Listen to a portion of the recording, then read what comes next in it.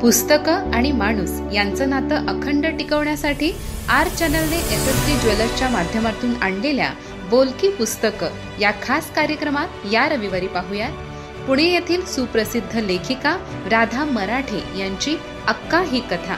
अभिवाचन सौ विशाखा जोशी। पाहायला विसरू नका आर चॅनल, सर्वांच्या घराघरात, प्रत्येकाच्या मनामनात। नमस्कार, मी विशाखा जोशी। बोलकी पुस्तकं ह्या आर चॅनलवरच्या कार्यक्रमात आज आपण राधा मराठे या पुण्याच्या लेखिकेची कथा ऐकणार आहोत। राधा मराठे ह्या मराठी साहित्य या विषयात SNDT पुणे येथून MA ही पदवी त्यांनी प्राप्त केली आहे। विवाह समुपदेशन या विषयात पदविका मिळवली आहे। 1992 पासून मुंबई सकाळ, लोकसत्ता आदी वर्तमानपत्रात विविध विषयांवर त्यांचे लघुलेख प्रसिद्ध झाले। आकाशवाणीच्या मुंबई, पुणे आणि रत्नागिरी या केंद्रावरून त्यांचे कार्यक्रमही झालेले आहेत। मुंबईत असताना मुंबई ग्राहक पंचायत या ग्राहक संघटनेमध्ये व्यवस्थापकीय अधिकारी म्हणून त्यांनी काम केलंय आणि त्यांच्या मुखपुस्तिकेसाठी संपादन सहाय्यही केलेलं आहे। पुणे आकाशवाणीवरून ग्राहक हक्क या विषयावर त्यांची 13 भागांची मालिका सादर झाली आहे। पुण्यात वाकड येथे इंदिरा स्कूलमध्ये 10वी पर्यंत मराठी विषयाच्या हंगामी शिक्षिका म्हणून त्यांनी काम केले। सध्या मुद्रित शोधक म्हणजे प्रूफ रीडर आणि अनुवादक अशी कामं त्या घेतात। फेसबुकवर त्यांचं नित्य लेखन प्रसिद्ध होतं। कथालेखन हा त्यांचा छंद आहे आणि नियमितपणे त्या कथालेखन करत असतात। आज त्यांची अक्का ही गोष्ट आपण ऐकणार आहोत। पूर्वीच्या काळी म्हणजे बालविधवा ज्या असायच्या त्यांचं जीणं होतं ते खूप हलाखीचं होतं आणि त्या म्हणजे त्यांचा स्वतःचा संसार त्यांचा नसायचा आणि इतरांच्या संसारात त्या अडेल पडेल तशी कामं करून त्यांचं पूर्ण आयुष्य जायचं। तर अशाच अक्का या बालविधवेची कहाणी या गोष्टीत आहे। गोष्टीचं नाव आहे स्पर्श। अक्का खूप आजारी आहेत, आठवण काढतायत, एकदा येऊन भेटून जा असा नीरजाचा निरोप येऊन खरं तर 8-10 दिवस झाले होते। पण काही ना काही कामं निघत राहिली आणि जायचं राहूनच गेलं। नीरजा ही अक्कांच्या चुलत सुनेची सून, म्हणजे तशी त्यांची नातसूनच। अक्का तशा माझ्या कुणीच लागत नव्हत्या, माझ्या मावशीच्या जावेची बहीण इतका लांबचा संबंध होता आमचा। अक्का बालविधवा होत्या, घरात तसं त्यांना काही महत्वाचं स्थान नव्हतंच। मग कुणा नातेवाईकाकडे काही अडचण आली की अक्कांची रवानगी तिथं व्हायची। अक्का त्या घरी अगदी मिळून मिसळून राहत। तिथली अडचण निस्तरली की दुसरीकडे कुठेतरी बोलवणं, नाहीतर मग त्या त्यांच्या पुतण्याच्याकडं राहायला जात असत। पुतण्याच्या घरात अक्कांना थारा होता, त्यांना कधी कुणी जा म्हटलं नाही, पण प्रेमाने अगत्यही दाखवलं नाही। कर्तव्य समजून त्यांचं सगळेजण करत राहिले, पण तेवढंही आजकाल कोण करतं, त्यामुळे अक्कांना फार कृतज्ञता वाटे त्यांच्याबद्दल। एक दिवस मी अगदी वेळात वेळ काढून मुद्दाम अक्कांना भेटायला गेले। अक्कांची अगदी जुडी झाली होती, अंथरुणावरही त्या दिसत नव्हत्या। मी त्यांच्याजवळ बसले, त्यांचा हात धरला। कशा आहात अक्का? माझा आवाज ऐकून त्याने डोळे उघडले, चेहऱ्यावर अस्पष्ट स्मित उमटलं। मला अगदी भरून आलं। अक्का खूप राबल्या होत्या आमच्या घरी, म्हणजे माझ्या भावाच्या मुंजी, आमची सगळ्यांची लग्न, आम्हा बहिणींची आणि भावजयांची बाळंतपणं, आईचं आजारपण, असे कितीतरी प्रसंग। प्रत्येक वेळी आई हक्काने त्यांना बोलवून घे, त्याही लगेच येत। आल्या आल्या त्यांच्या हातात स्वयंपाकघर सोपवून आई इतर गोष्टीत लक्ष द्यायला मोकळी होई। प्रत्येकाची आवड, आमच्या घरच्या पद्धती, चवीढवी सगळं बरोबर लक्षात असे त्यांच्या। आमच्या परीक्षा, इतर उद्योगही त्यांना अगदी पाठ असत। आमच्या घरी यायच्या वेळा लक्षात ठेवून आवर्जून त्या काहीतरी खायला, चहा तयार ठेवायच्या, प्रेमाने आग्रह करून खायला घालायच्या। आई नेहमी म्हणायची, देव तरी कसा निष्ठुर, इतकी हौस आहे या बाईला संसाराची, हाताला चव आहे, पण स्वतःचा संसार काही करू शकली नाही बिचारी. सासरे त्या काळी थोड्या नव्या विचारांचे म्हणून केशवपन तरी टळलं बाईचं. नाहीतर त्या काळी कोकणातल्या त्या 4 उंबऱ्यांच्या खेड्यातले कर्मठ ब्राह्मण हिला काही तसेच सोडणार होते काय? अक्कांच्या वयाचा आम्हाला कधी नेमका अंदाज यायचा नाही. विचारलं तर त्याही हसून टाळायच्या. आता त्या आडगावात त्यांच्या जन्मतारखेची नोंद तरी कोण करणार होतं म्हणा. पण आईपेक्षा 5-7 वर्ष तरी लहान असाव्यात. उभं आयुष्य ह्याच्या त्याच्या घरी चूल फुंकण्यात गेलं त्यांचं. कोणतंच घर कायमस्वरूपी कधीच झालं नाही. आयुष्याच्या अखेरीला पुतण्याच्या घरात डोकं टेकायला जागा मिळाली हेच मोठं नशीब, अशी परिस्थिती. त्यांचा हात हातात घेऊन मी त्यांची चौकशी केली. माझा हात त्यांनी अगदी घट्ट धरून ठेवला. त्यांच्या त्या कृश हातात अजून बरीच शक्ती होती म्हणायची. माझा हात त्यांनी आपल्या गालावर घट्ट दाबून धरला. त्यांच्या डोळ्यातल्या कढत पाण्याने माझा हात ओला झाला होता. मला अगदी अवघडल्यासारखं झालं. एका मागोमाग एक कामं चपळाईनं उरकणाऱ्या अक्का अशा विकल झालेल्या पाहून पोटात अगदी तुटायला लागलं. त्यांच्या डोक्यावर मी हात फिरवला. तोही हात आपल्या हातात घेऊन त्याने छातीशी अगदी घट्ट धरला. आता मला आणखीनच अवघडायला झालं. तेवढ्यात नीरजा आली खोलीत. तिची चाहूल लागल्यावर अक्कांनी माझे हात सोडून दिले. त्यांच्याकडं एक तीक्ष्ण कटाक्ष टाकून ती म्हणाली, चहा घ्यायला बाहेरच चला तुम्ही, इथं नको, पडू दे त्यांना शांत. मी तिच्या मागोमाग बाहेर गेले. तिनं पुढं केलेला चहा न बोलता घेतला. ती घुटमळत होती. तिला काहीतरी सांगायचं होतं बहुतेक.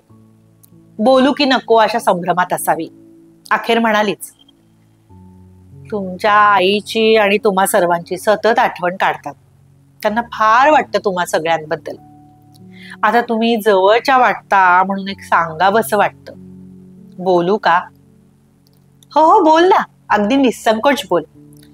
मी असं म्हंटल खरं, पण मनातून थोडी धास्तावलेच. तिच्या प्रस्तावनेचा एकूण सूर बघून अक्काला तुमच्याकडं न्या असं म्हणते की काय अशी भीती वाटायला लागली.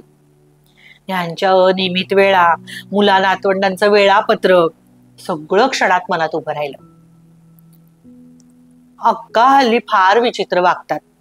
मुलांना जवळ बोलवतात, त्यांचे हात कुरवाळतात, त्यांना आपल्या अंगावरून हात फिरवायला सांगतात. मुलांना नाही आवडत या सदा कोणाच्या तर कोणाच्या घरी चूल फुंकत राहिलेल्या. मुलांना पणजी आजी म्हणून त्यांची काही ओढ राहिलेली नाहीये, काही माया लागलेलीच नाहीये. आजोबांची काकू आपल्या घरात राहते एवढीच ओळख. आता शरीर अगदीच साथ देत नाही म्हणून इथं पडून असतात एवढंच. बाबांकडे बघून आम्ही काही बोलत नाही, त्यांचं सगळं पाहतो. देवाच्या दयेनं आम्हाला काही कमी नाहीये. त्यांच्यासाठी स्वतंत्र खोली, आया, सगळी व्यवस्था आम्ही केली आहे. पण त्यांच्या या विचित्र वागण्यानं मी आणि सासूबाई अगदी त्रासून गेलोय. प्राचीच्या सासऱ्यांची साठी आहे म्हणून सासूबाई तिच्याकडे गेल्यात 8-10 दिवसांसाठी. म्हणून मी बोलतीये बर का. काय करावं तेच कळत नाही. मी एकदम गप्प झाले. त्यांच्या हातातली आसोशी मलाही जाणवली होती. थोडं विचित्र वाटलं होतं. पण नीरजा पण काहीतरी वेगळंच सांगत होती. मी बघते, विचार करते, ताईशी आणि वहिनीशी बोलते, 8-10 दिवसात चक्कर टाकते परत, असं म्हणून मी बाहेर पडले. अक्कांचा निरोप घ्यायचंही मला सुचलं नाही. विचार करते असं नीरजाला म्हंटल, पण विचार तरी काय करणार होते मी? काही सुचत नव्हतं. ही विचित्र समस्या कुणाशी, अगदी ताई आणि वहिनीशी कशी बोलावी असं मला वाटायला लागलं. 4-6 दिवसांनी पुन्हा नीरजाचा फोन आला. ताबडतोब येऊन जा. यावेळी मात्र मी लगेच गेले. खोलीत जाऊन अक्कांच्या जवळ बसले. अक्का घळाघळा रडायला लागल्या. नीरजा तिथंच उभी होती. गेले 4 दिवस हे असंच चाललंय रडणं, थांबतच नाहीये. मी अगदी घाबरून गेले हो. सासूबाईंना यायला अजून 4 दिवस अवकाश आहे. काय करावं काही सुचत नाही. मलाही काय बोलावं ते सुचेना. जरा वेळाने अक्का उठून बसल्या. पाठीशी उशी घेऊन भिंतीला टेकून बसल्या. आवाज जरा क्षीण झाला होता, पण वाणी स्पष्ट होती. माझा हात हातात घेऊन त्या सांगायला लागल्या, 10व्या वर्षी लग्न झालं. न्हाण यायच्या आधीच साप चावून नवरा गेला. सही करताना त्याचं नाव लिहायला लागतं, म्हणून त्याचं नाव तरी लक्षात आहे, आठवतंय, पण त्याचा चेहरा देखील आठवत नाही मला. माझे सासरे त्या काळच्या हिशोबाने नव्या विचारांचे होते, म्हणून 10व्याला परतवला त्यांनी, बोडकी नाही केली मला. पण यापेक्षा जास्त सुधारणा झेपली नाही त्यांना. माहेरी गरिबी, तिथं तरी कोण विचारणार होतं. सासरी निदान अन्न वस्त्राला तरी काही कमी पडलं नव्हतं, म्हणून त्यांनी ठेवून घरी घेतलं तरी मला. तेव्हापासून कष्टाना जे जुंपून घेतलंय ते हातपाय चालेना असे होईपर्यंत. कष्ट करत होते म्हणून लोकांना माझी आठवण तरी राहिली. पुढे कोकणातनं इथं शहरात आले. गोपाळ मोठ्या हुद्द्यावर होता, त्यानं ठेवून घेतलं. पण सुनेला ही गावंढळ चुलत सासू फारशी आवडत नव्हती. तिच्याकडे 4 नोकर राबत होते.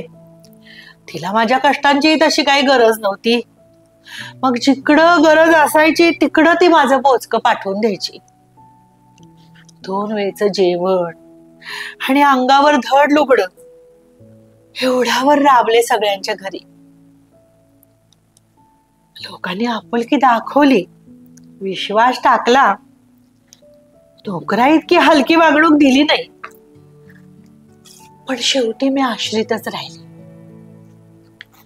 कुणाच्याही घरात घरची होऊन राहणं नशिबात नव्हतं माझ्या.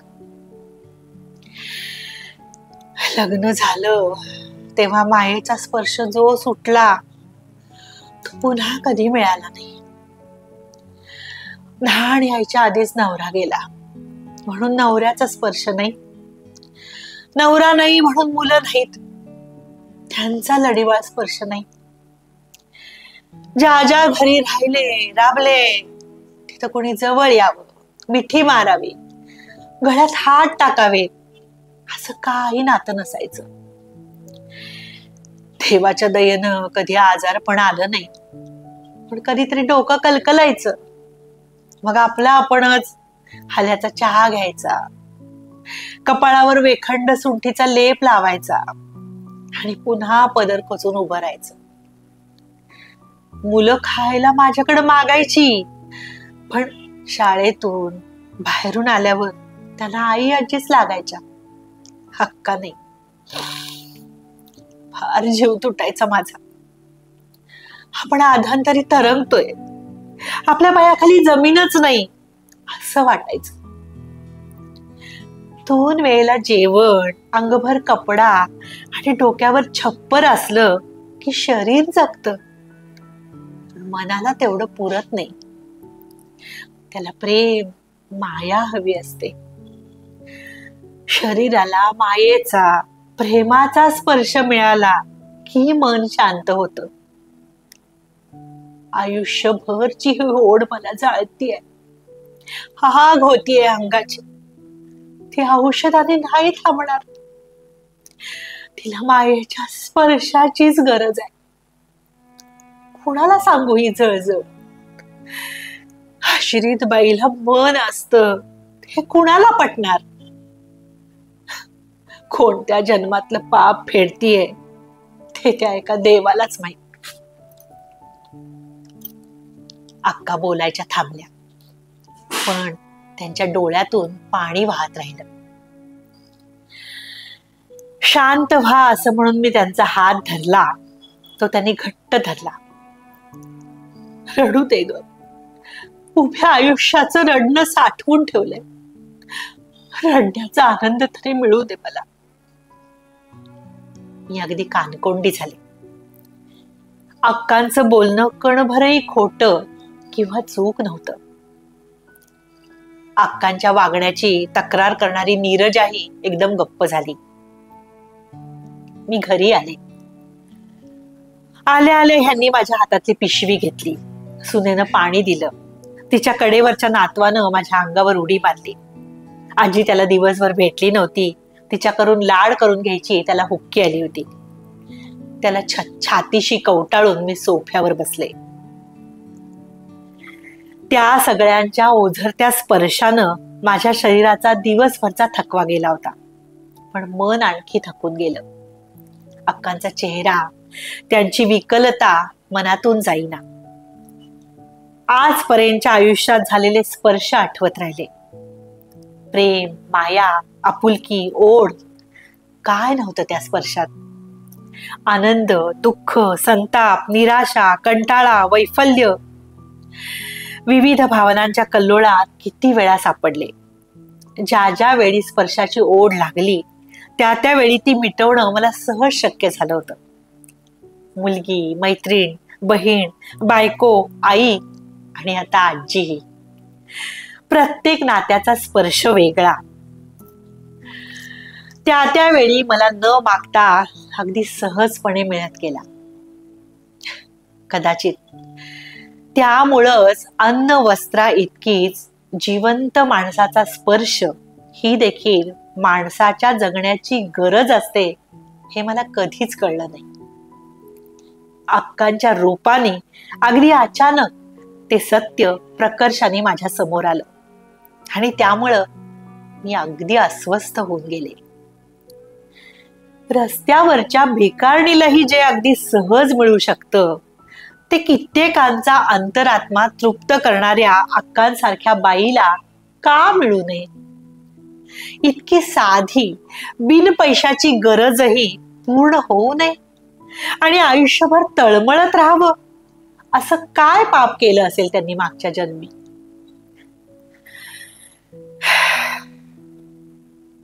दुसऱ्याच दिवशी सकाळी अक्का गेल्याचा निरोप आला. सगळं आटपून आम्ही घरी आलो. सून म्हणाली, अक्कांचं जाणं तुम्ही फारच लावून घेतलंय हो मनाला. तुमचं सगळं जगा वेगळंच असतं.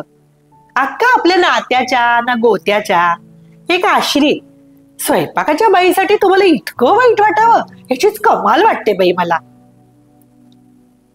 अक्कांच्या वेदनेचा आणि अतृप्तीचा मनाला लागलेला भुंगा माझं मन कुरतडतोय हे तिला नाही सांगू शकले मी.